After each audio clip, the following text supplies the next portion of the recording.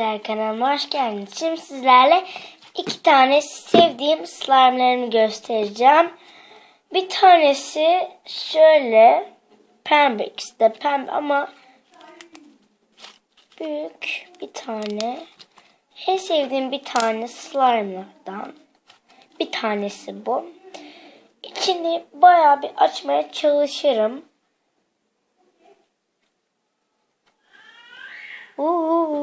Çok eğlenceli arkadaşlar. Bayağı bir ses çıkarttı. Bu sesler yani böyle onurlusu geliyor. İnsanın çok güzel böyle çıkacak için bunları patlayacak arkadaşlar. Ama içini açıp yaparsınız daha iyi, bakın.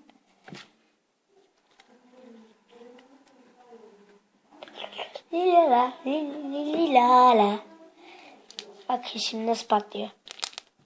Çok az patladı şimdi ya. Evet arkadaşlar, şimdi sizlerle ikinci slime'ımı göstereceğim. Şu slime artık burada bekliyor. Düşüyordu arkadaşlar. Bir tane bu minik bir tane slime'ım. Çok güzel gözüküyor ama. Bununkinin biraz daha koyusu arkadaşlar. Bu uzadıkça uzuyor arkadaşlar. Şöyle. Bunun da içi çok güzel açılıyor. Ve iki slime'ımı da çok seviyorum. En sevdiğim slime'larım. Yani çok sevdim bunları. Ondan sonra görünce yapmak istedim.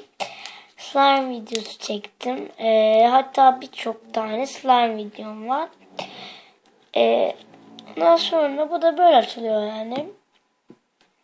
Bakalım bunda benim yüzümü. Merhaba arkadaşlar, yüzümü görebiliyor musunuz?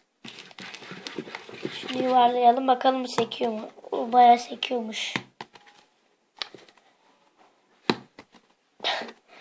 Arkadaşlar kameramı biraz daha şöyle tutarak slime'ımı gösteriyorum. Kameramı bir ayarlayayım. Evet. Şimdi buna da birazcık oynayacağım. Çok sevdim ben bu slime'ı. Hatta ben size bu yaptığım tutkalın markasını vereyim. Beach şekilde. Ben bunu bilmeyenler Esenpark AVM'den aldım arkadaşlar. Çok güzel. İlk böyle yaptığınızda içi açılmıyor. Ondan sonra birazcık böyle bekletiyorsunuz. Elinizde oynuyorsunuz.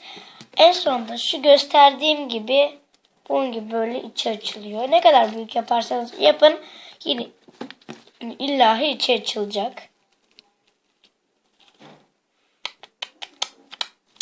Ben ikisinin de rengini çok seviyorum. Bu koyu, bu açık. Yani çok güzeller. En sevdiğim slime'larım bu arkadaşlar.